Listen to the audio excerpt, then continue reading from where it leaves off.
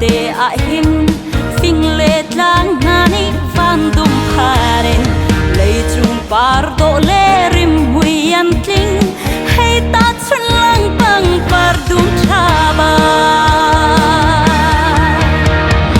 o ka tlei chan kan lai ram do nun sum sa lei dong tia